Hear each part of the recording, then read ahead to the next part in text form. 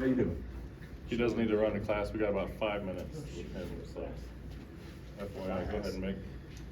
Where's the mic? Let's go. Shilo, Nick Miller. I was watching highlights of your dad, and the hit that you had on Saturday was a highlight for him and resulted in an ejection for you. What was the explanation that you received on why that hit now is illegal and what changes you have to make? After that play, I went home and I did my research on just football nowadays and just watching a lot of football, watching a lot of big hits, and what I came up with is really just up to the refs in those situations. Because even in the NFL, like, they don't always call things like that, because everyone has the narrative that football just getting soft, which is kind of true, but even in the NFL, I've seen some hits that were worse than that, but they didn't call it. So I just think it's up to the ref. And I'm just one of them players that I just try to have my presence felt when I'm on that field. I want to come in and everybody know what headache gang is. So that's how I play. And I don't really think I needed to change. Maybe I could go a little lower just to make sure, because I can't do my team like that and not be available for them, not be available to contribute. I think I could have made a big impact if I was in the game. I just felt like one of them days where I was gonna make something happen. So I just have to just play my game. If I get in a situation like that, just know it's up to the refs. I won't change like my play style, but still be conscious of, hey, you can go a little lower to make sure, because I got this target on my back too. So it say Sanders. So that's pretty much how I'm thinking. Shilo, when they announced that the targeting was confirmed, they showed your dad had his arm around you, you guys were having a moment. What was he saying to you before you even got changed? Oh man, I was over there celebrating because I knew for sure. I was like, there's no way they're gonna call targeting on this. So you see, I was flexing and doing all that celebration because I was like, there's no way.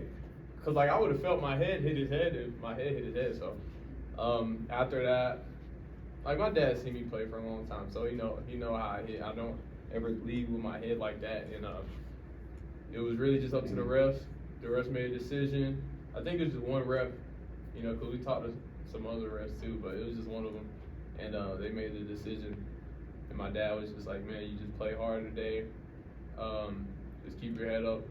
Not like head up, but like your spirit's high. Like you play hard today. I'm proud of you, stuff like that. So yeah, that's really just what he said. Tyler. Hey, Charlotte. Tyler King with Denver Gazette. You guys as a defense had four first half turnovers. Is that kind of the peak of what you guys are capable of doing, holding that UCLA offense to 7 points? Yeah, like the defense we have right now, like I usually always tell the defense, or we need turnovers, because we need, like, this is our first year together. Like, our edge is getting to the ball fast, getting turnovers. That's how we start off the season. And whenever we was playing like that, getting turnovers and stuff, then you see we have better results. We could put the offense in better situations than giving up a lot of points. And I was really proud of everybody, how we started off. But as I was watching, whenever I got out the game, as I was just standing on the sideline watching as the game went on, I feel like we just started to lose focus to detail, just paying attention to the little things, and those things add up. Right. Curious if you saw some of the reaction from NFL players and guys like that on Twitter, specifically Gronk, who said, Uncle Gronk, yes sir. well, this is I where met I him. want to be hit. I met him one time when I was doing my ACL rehab in Dallas last year. I met him actually, and man, he's such a big dude. I was like, how can people not guard you? I just feel like I could just cover him, but when it's on the field, it's different. But yeah, it was cool seeing. I think Richard Sherman first tweeted it, and just seeing guys like that, give their opinions, and I feel like if I'm good with them, I'm good. So yeah, it was real cool seeing Gronk comment on that.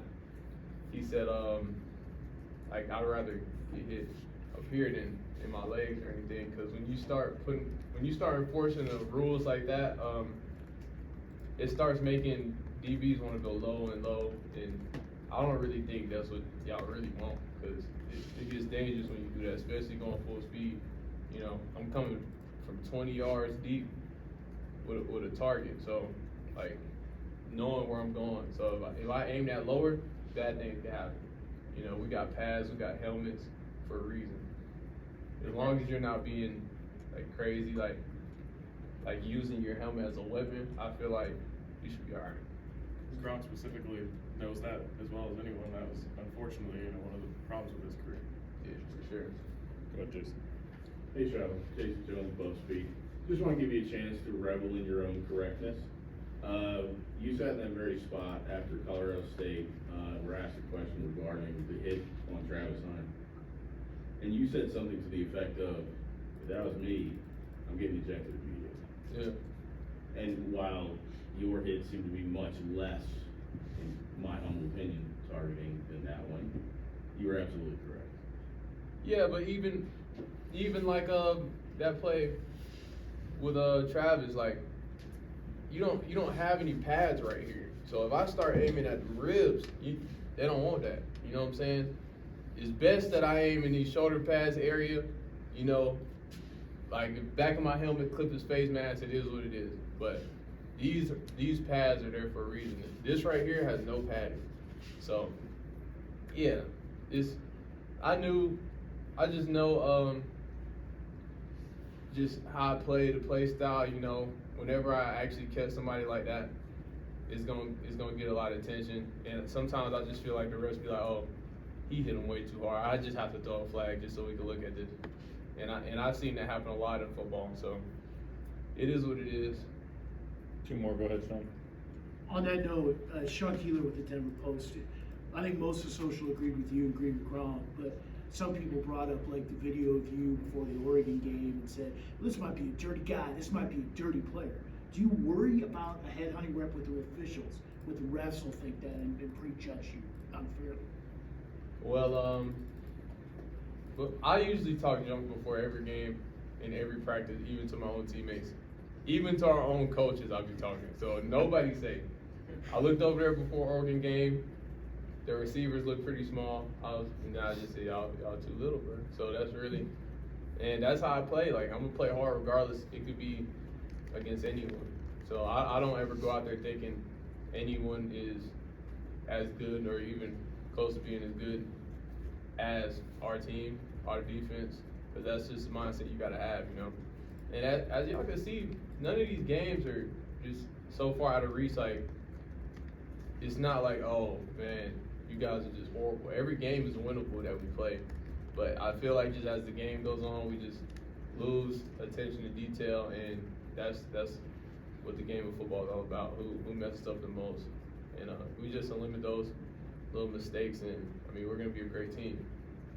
Last one, go ahead, Ariel. Shilo, just sort of to clarify, are you missing the first half of this next game? No, I'm ready to go. Great, okay, great. Then my next question was gonna be moot. I was gonna ask how you stay ready for that. Then I think that was a miscommunication with something else. So, No, that's a good question because a lot of people don't know the rules. So I'll be able to start the game off this weekend. Great. And I'm not really changing none. I'm still going hard, still going full speed. If I get in that situation, I'm gonna go a little lower, but I'm not gonna change my play style though. I'm still gonna be running to the ball, still gonna be physical, and I'm gonna be the enforcer. I'm gonna let everybody know what headache gang is for real. So. All right, thank you, sir. Good class.